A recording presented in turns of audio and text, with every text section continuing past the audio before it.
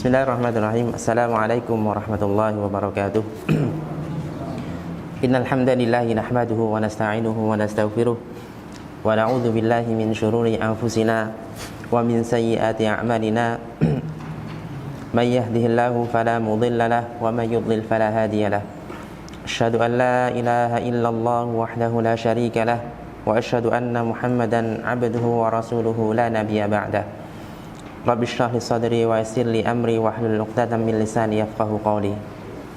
Ikhwah fillah azani Allah wa iyyakum.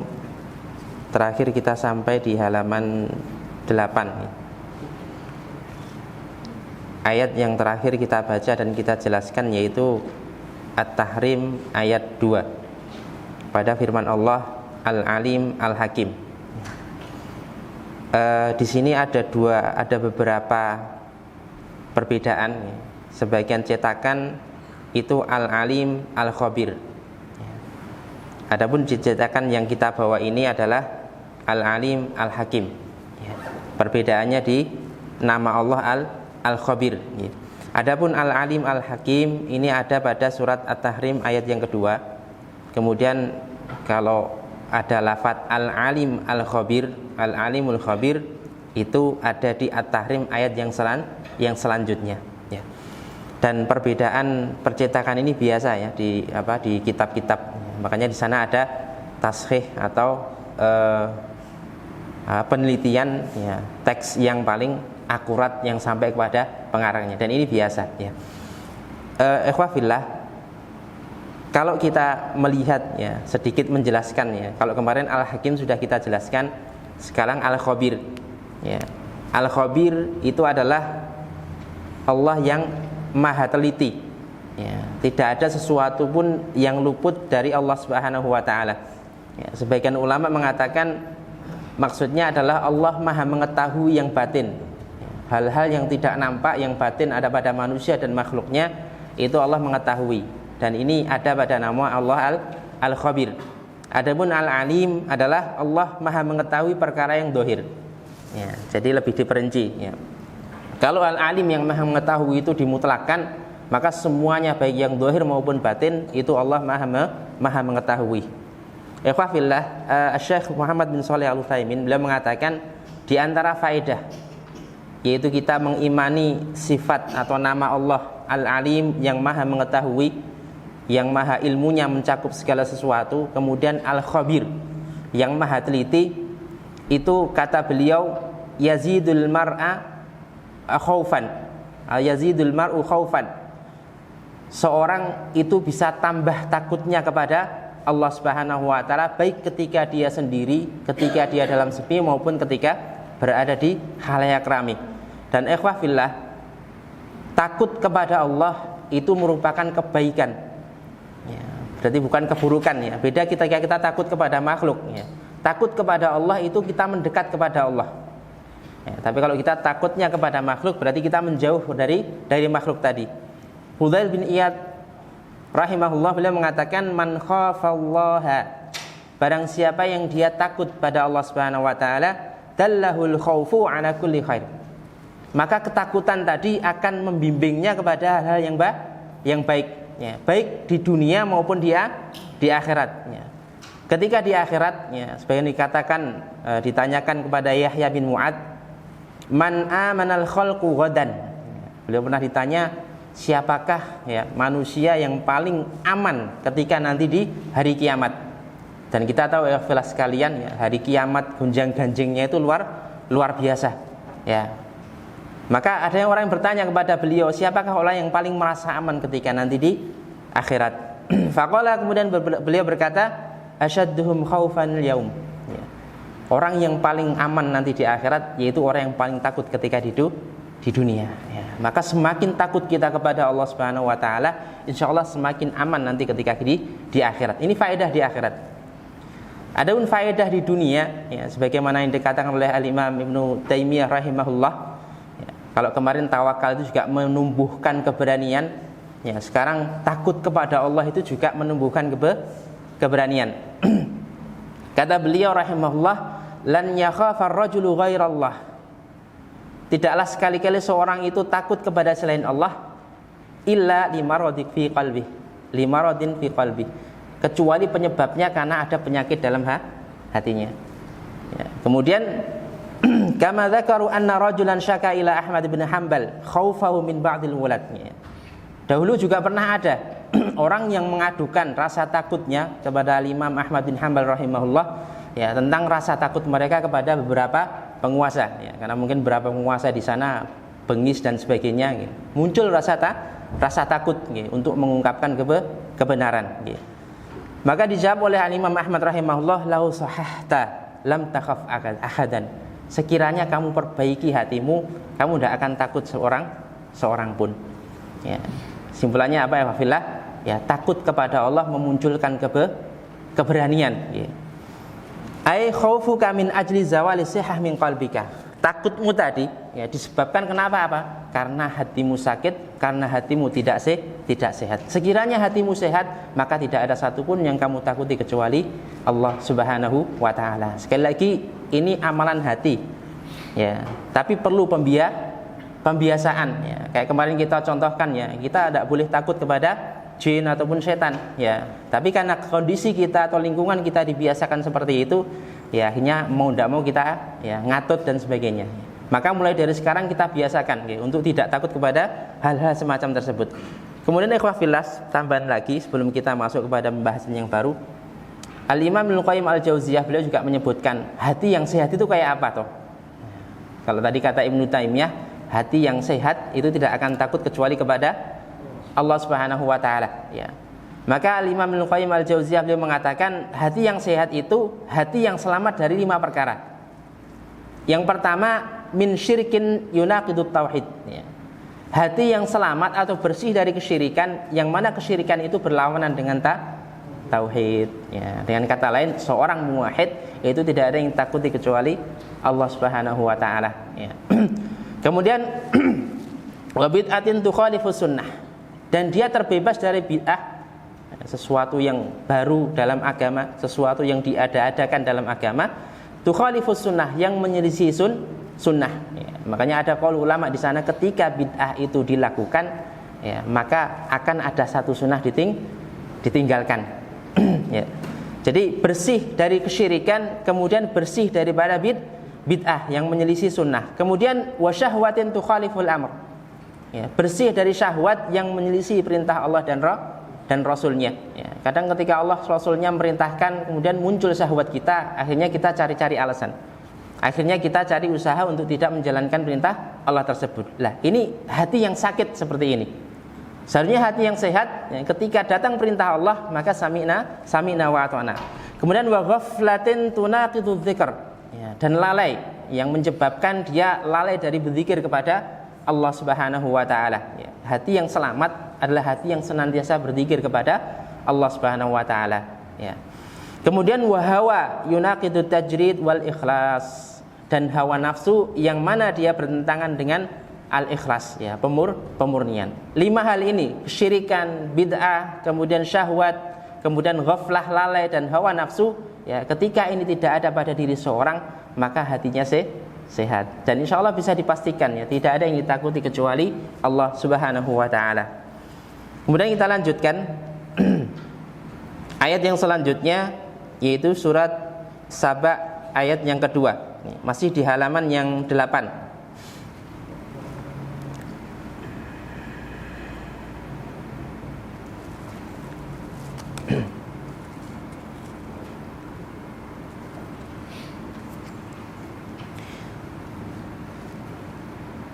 Wa qauluhu, dan firman-Nya, subhanahu, yang maha suci, Allah yang maha suci.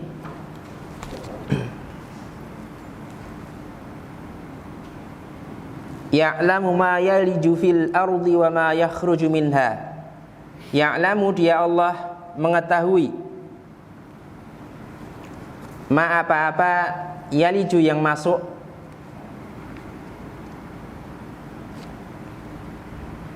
fil ardi kepada bumi,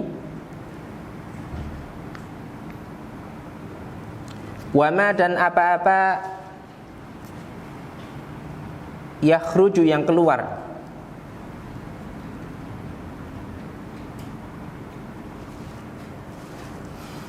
minha darinya, ya, dari bumi tadi. Wama dan apa-apa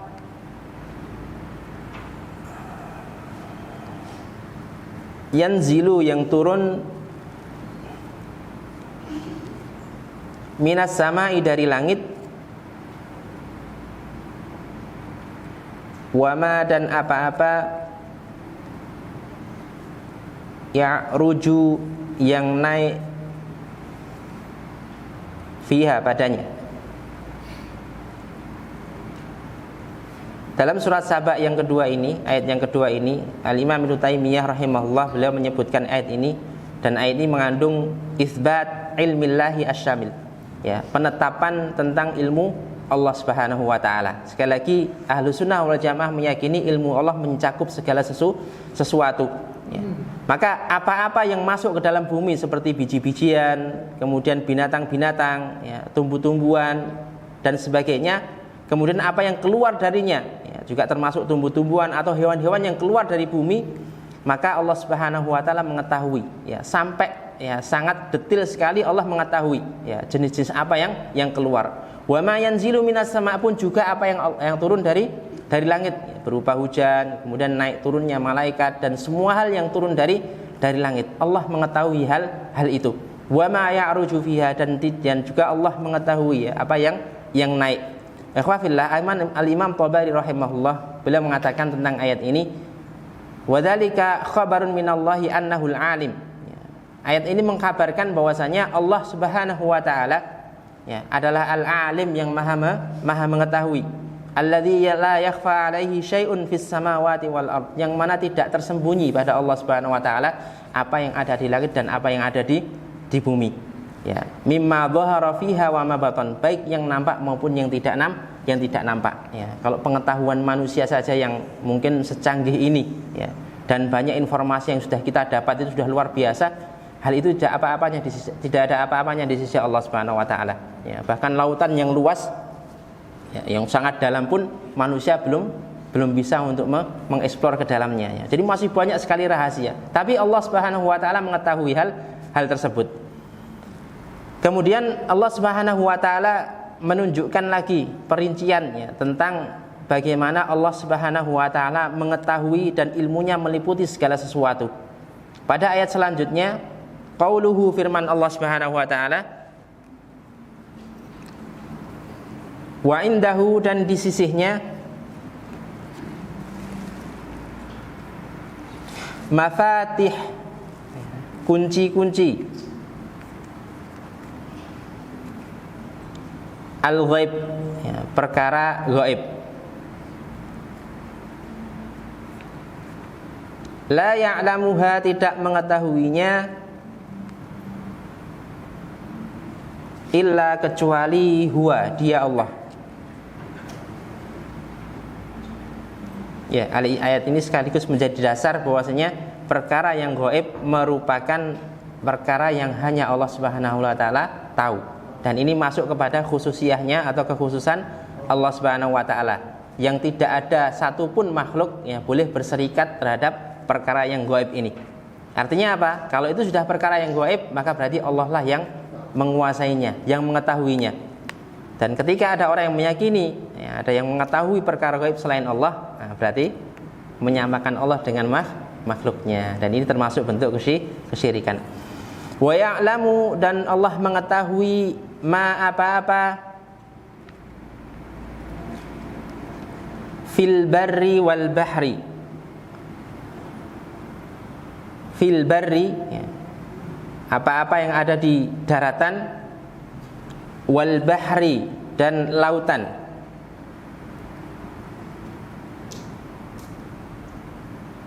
Ya, konon menurut penelitian ada palung yang terdalam di dunia, ya, namanya palung Mariana, ya. Itu dalamnya kurang lebih sekitar 11 km ke bawah, ya, menjorok ke dasar laut. Dan tekanan di dalamnya itu sama seperti puluhan atau mungkin, ya, puluhan gunung, ya, jadi satu kemudian menindih, ya. Jadi kalau kita masuk ke sana, ya, seakan-akan dihimpit, ya, kurang lebih sekitar puluhan gunung, ya. Karena semakin ke dalam itu himpitannya luar biasa.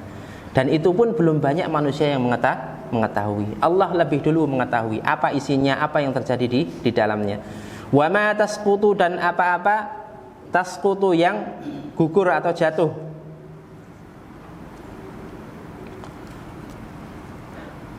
Min dari waraqatin, daun,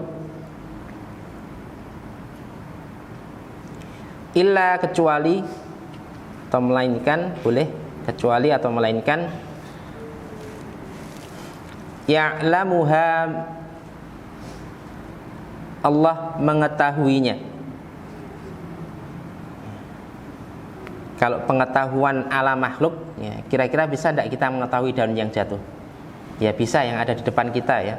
Tapi di seluruh alam ini yang daun yang jatuh mungkin berapa ribu, banyak sekali. Dan Allah tahu ya kapan jatuhnya, mau jatuhnya kapan, sampai ke tanahnya kapan, itu Allah mengetahui. Lah ini bedanya Allah mengetahui dengan makhluk mengetahui. Ya, makanya Ahlussunnah katakan ya Allah melihat, makhluk pun juga melihat. Tapi Allah melihat tidak sebagaimana makhluk melihat. Ya. Wala habbatin, dan tidak pula habbah, ya, biji-bijian ya, atau sebutir biji, fi zulumat, pada zulumatnya, kegelapan-kegelapan, al-ardi, bumi, wala, dan tidak pula rotbin, sesuatu yang basah, wala, dan tidak pula yabisin, sesuatu yang kering, illa, kecuali fi kitab, sudah tertulis di dalam kitab. Allah Subhanahu wa ta'ala mempunyai kunci-kunci gaib, ya, kunci-kunci hal-hal yang gaib yang tidak mengetahui kecuali Allah Subhanahu wa ta'ala. Apa yang ada di darat, di laut, kemudian apa yang jatuh dari daun, apa yang sebutir biji yang berada di kegelapan, itu Allah Maha mengetahui. Dan ikhwafillah, mafatihul ghaib atau kunci-kunci gaib ini ditafsirkan atau dijelaskan oleh Nabi kita sallallahu alaihi wasallam dalam sebuah hadis riwayat Al-Imam Bukhari, ya. Mafatihul ghaibi, kunci-kunci kegaiban, ya, atau hal-hal yang gaib, khamsun, itu ada 5. La ya'lamuhunna illallah, tidak mengetahuinya kecuali Allah Subhanahu wa ta'ala.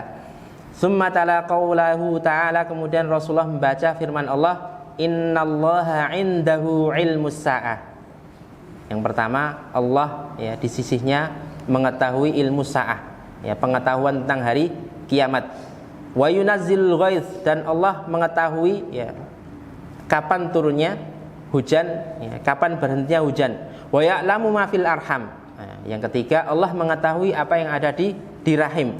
Wa ma tadri nafsun madza taksibu ghadan. Dan tidak ada seorang pun yang mengetahui apa yang akan dia usahakan besok. Tapi Allah mengetahui. Ini juga perkara yang gaib, atau istilah kita perkara masa depan. Wa ma tadri nafsun bi ayyi ardin tamut, dan seorang pun tidak mengetahui di mana dia akan meninggal dunia. Ya, innallaha alimun khabir. Sungguhnya Allah Al-Alim, Maha mengetahui, Al-Khabir, dan Maha teliti. Alhamdulillah, yang pertama yang disebutkan tadi termasuk kunci-kunci perkara yang gaib, ilmu sa'ah, pengetahuan tentang hari kiamat.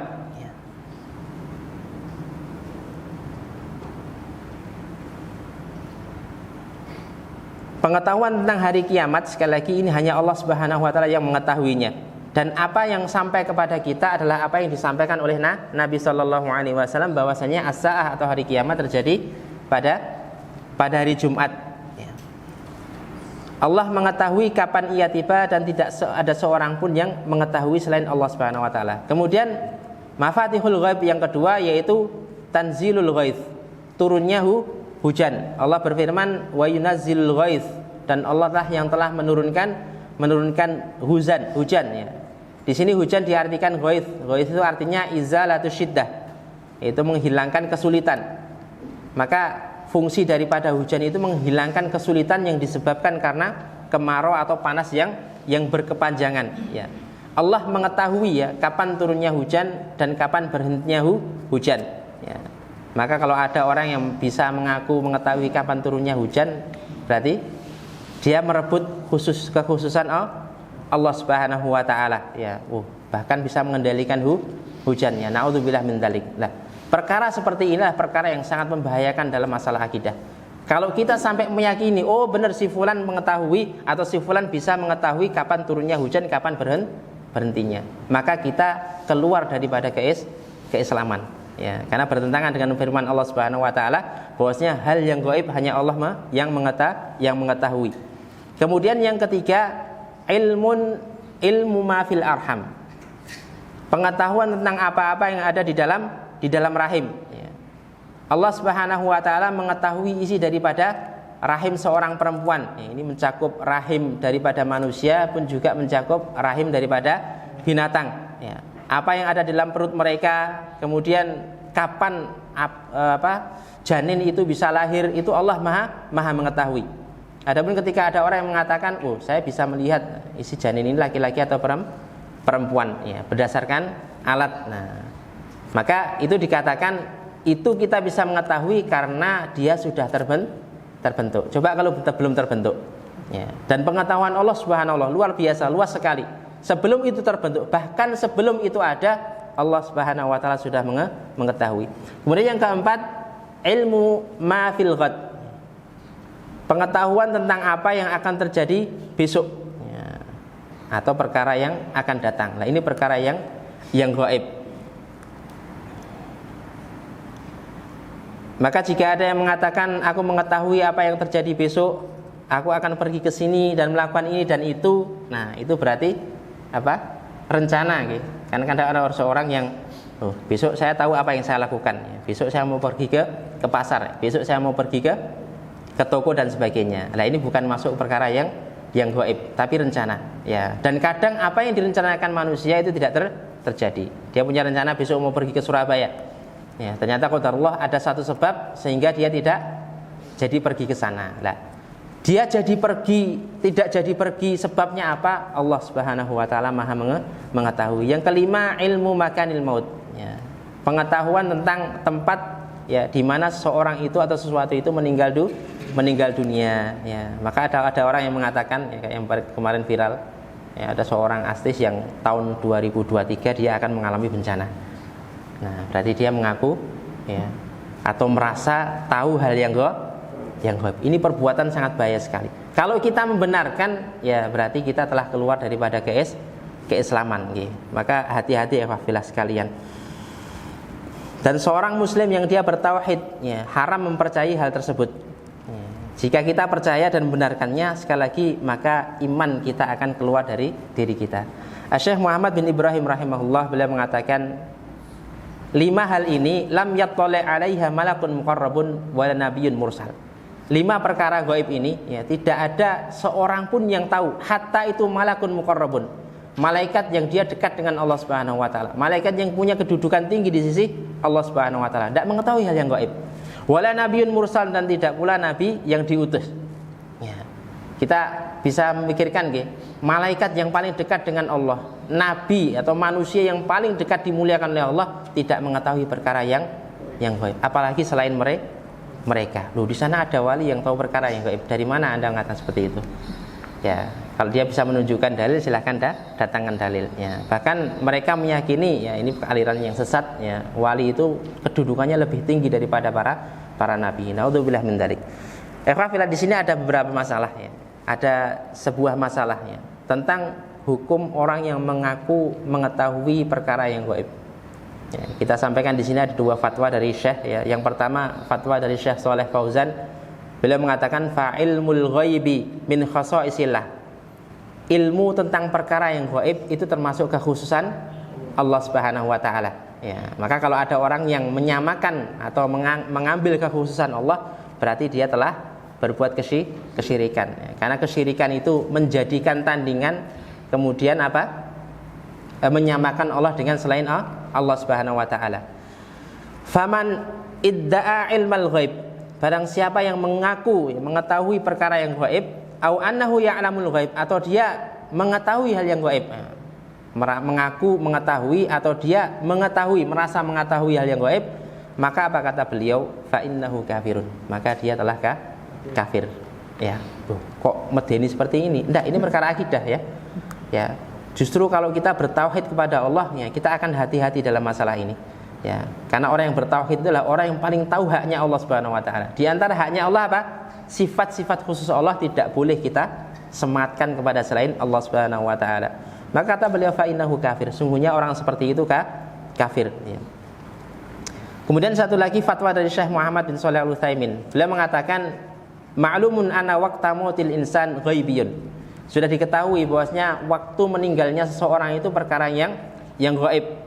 La ya'lamuhu illallah azza wajal. Tidak ada yang mengetahui pun sesuatu pun kecuali Allah Subhanahu wa taala ya. Tidak ada seorang pun yang mengetahui kecuali Allah Subhanahu wa taala. Faman idda'a ilmahu fahuwa kadzibun. Barang siapa yang mengaku mengetahui hal itu, ya, kata beliau fahuwa kadzibun, maka dia pendusta. Ya, siapapun orangnya. Farrajulul ladzi yadda'i annahu ya'lamu mata yamutun nas kadzibun bila syak. Maka ketika ada seorang yang mengaku dia mengetahui seorang itu matinya kapan, maka dia adalah pendusta tanpa ragu. Ya, kita katakan sebagai pendusta. Nah, poin yang kedua, waman yusaddiqhu, barang siapa yang mempercayainya, maka apa kata beliau? Ya, fahuwa kafirun, maka dia kafir. Ya, makanya hati-hati fillah. Kemudian Syekh Muhammad bin Shalih Al-Utsaimin menukil ayat, qul la ya'lamu man fis samawati wal ardil ghaiba illallah. Ya, katakanlah Muhammad, ya, tidak ada seorang pun yang mengetahui, ya, perkara-perkara gaib yang ada di langit dan di bumi kecuali Allah Subhanahu wa taala. Kemudian kita lanjutkan ayat selanjutnya.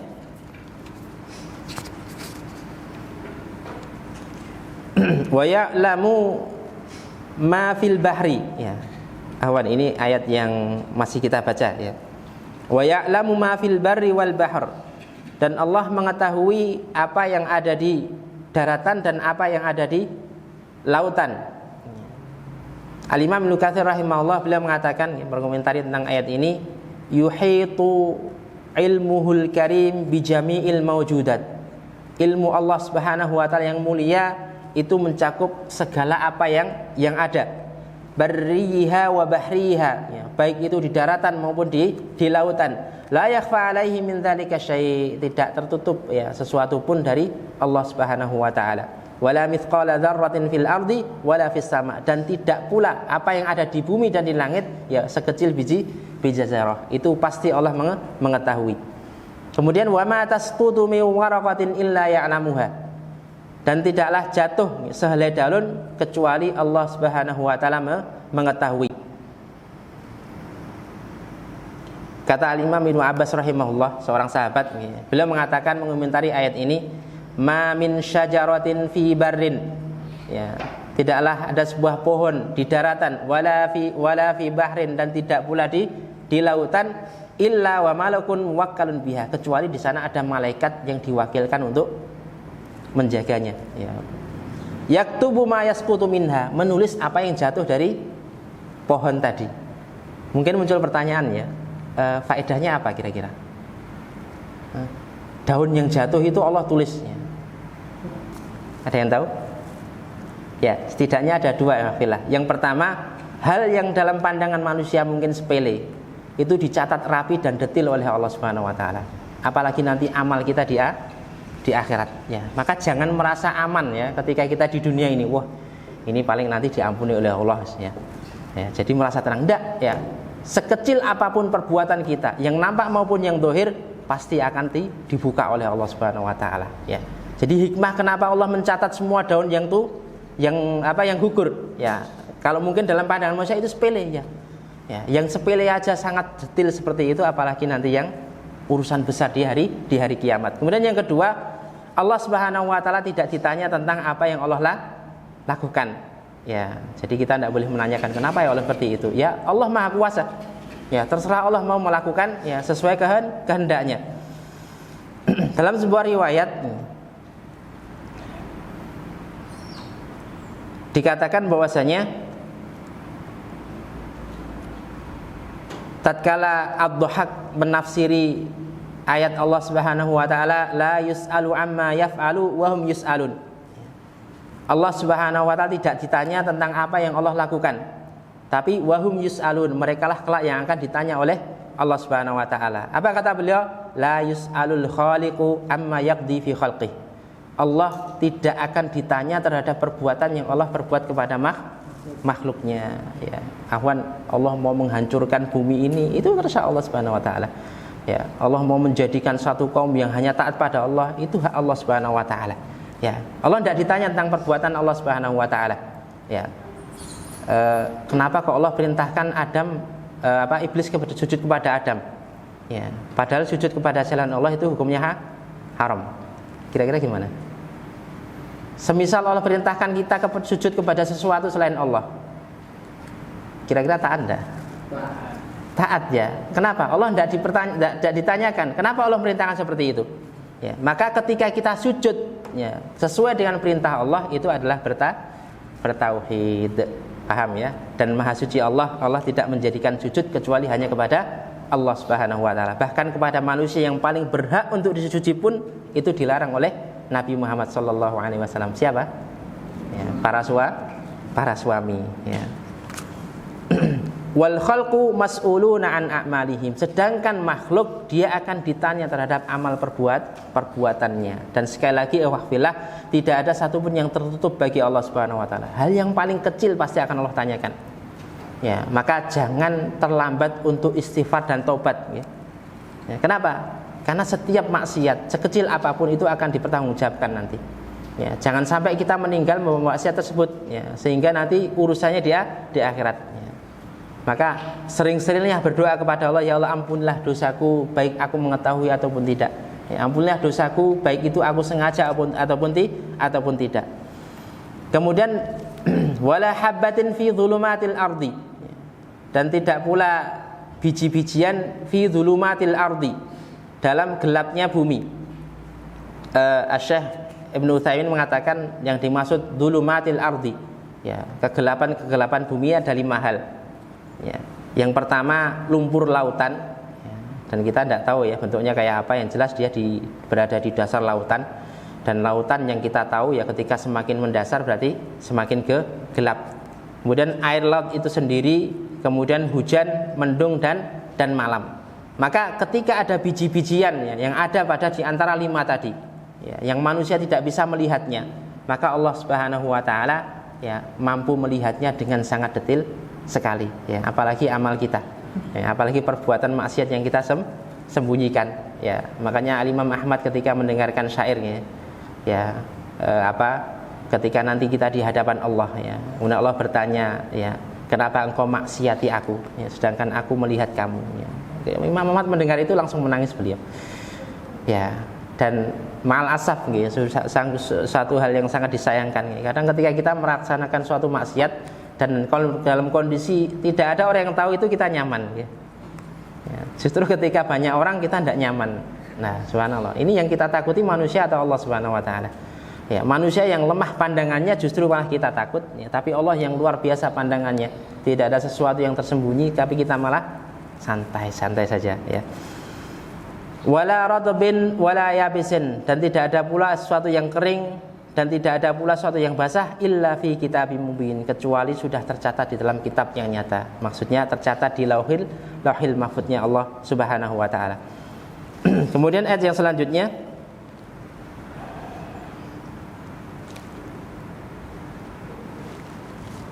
wama tahmilu, wama dan tidaklah tahmilu, ya, tahmilu itu mengandung, hamil, min unsa dari perempuan,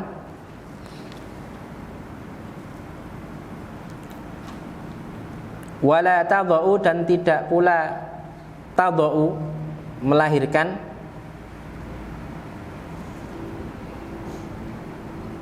illa melainkan bi'ilmihi dengan ilmunya Allah Subhanahu wa taala. Artinya Allah mengetahui, ya, kapan janin itu terbentuk, kapan dia akan lahir, ya, walaupun manusia mungkin bisa memprediksi, ya, tapi prediksi manusia itu sering meleset.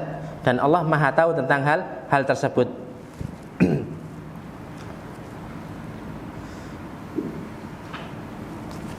Selanjutnya lita'lamu wa qauluhu, dan firman-Nya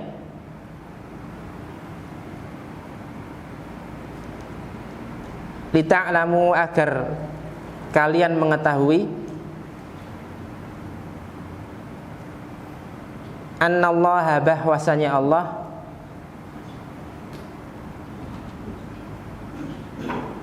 ala kulli syai'in, atas segala sesuatu, qadirun, maha kuasa, maha mampu. Wa annallah, dan bahwasanya Allah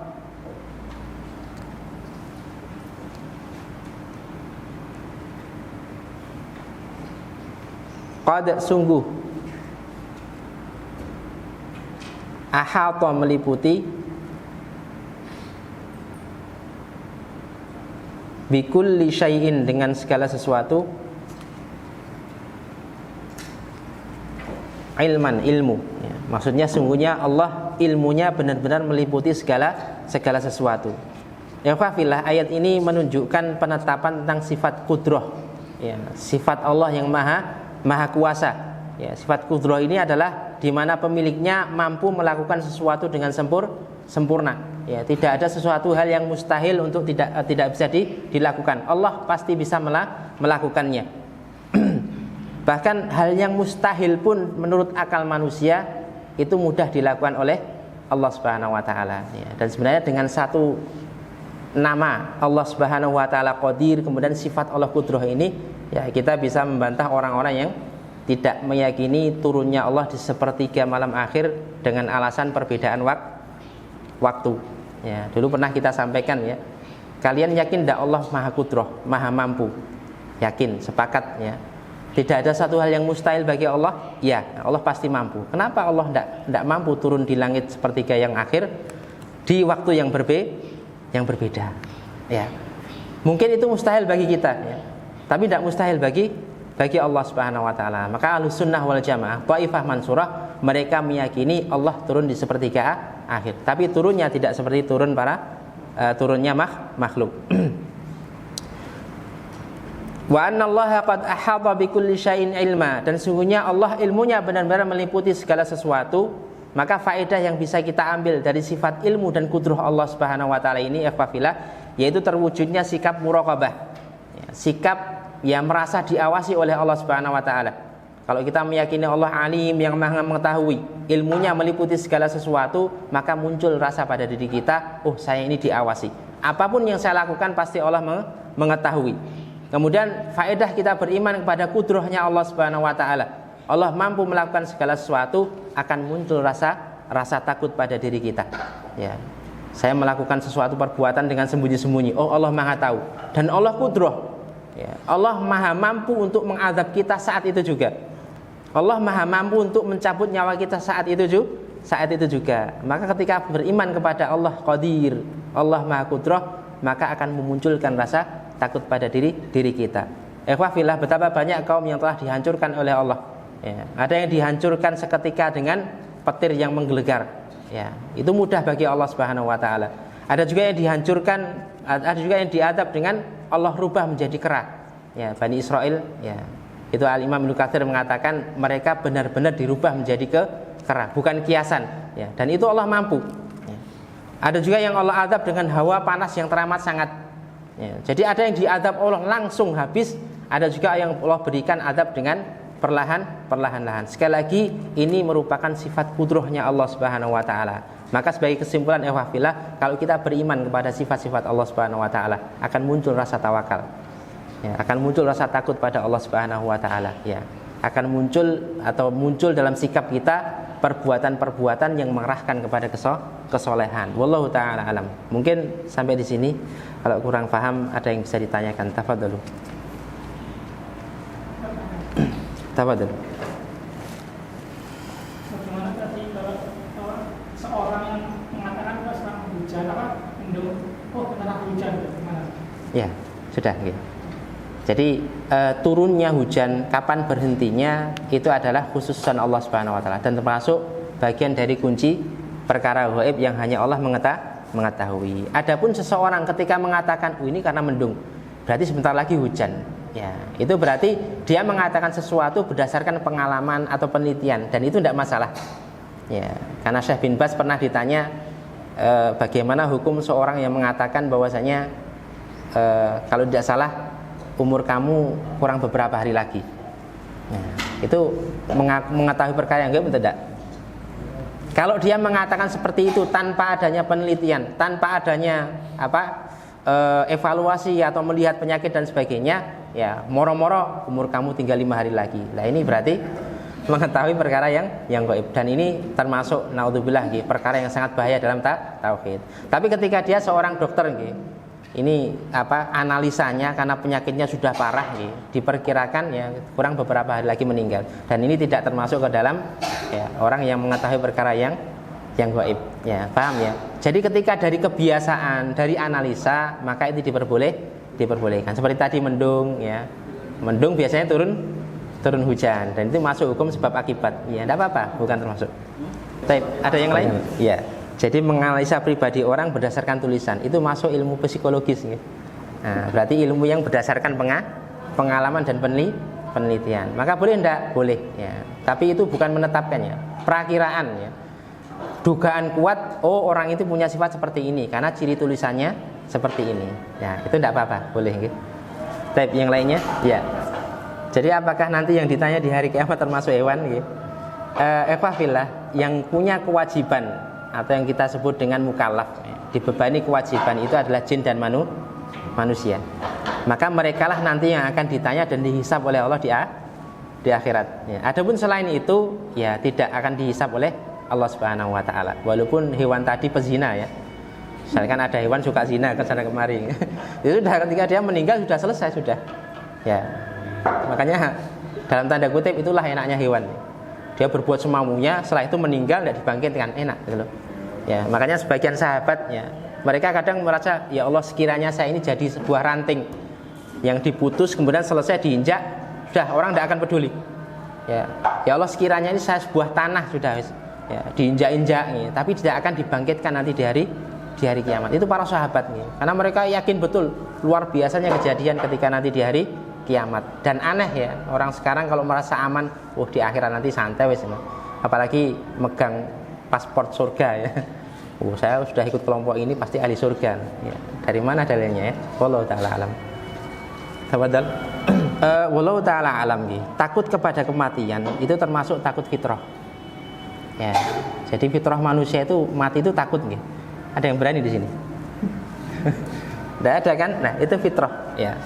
Cuman yang jadi permasalahan kalau seorang ya takut mati ya bukan karena amal perbuatannya, bukan karena dia mengumpulkan bekal dan sebagainya. Ini jadi masalah. Ya, berarti karena kelebihan cintanya kepada dunia. Ya, tapi ketika seorang semisal takut mati, ya Allah, saya takut mati karena saya memang belum siap. Ya, merasa belum siap nanti menghadapi yaumul hisab. Nah, takut seperti ini insya Allah takut yang membawa kebaikan. Artinya mengarahkan dia untuk terus beramal ya. Kenapa kita tidak boleh takut mati ya? Sedang ada beberapa riwayat ya, yang menyebutkan bahwasanya yang kemarin ya, termasuk fadilah daripada surat ayat kursi ya. Ketika kita membiasakan ya, membaca ayat kursi sebelum salam atau sesudah salam langsung sebagaimana fatwa Syekh bin Baz ya, maka tidak ada yang menghalangi dia untuk masuk surga kecuali mati ya. Maka dari sini kan muncul ya, berarti ya mati ini sudah nih. Maksud saya harus takut dengan kematian. Dan sebutkan dalam keterangan lain ya, sebenarnya sungguhnya kematian itu adalah nikmat. Ya, karena seorang ketika dia sudah meninggal, seorang hamba yang bertauhid ya, dia akan bertemu dengan Rabbnya. Ya, wallahu taala alam. Ya. Mungkin yang lainnya.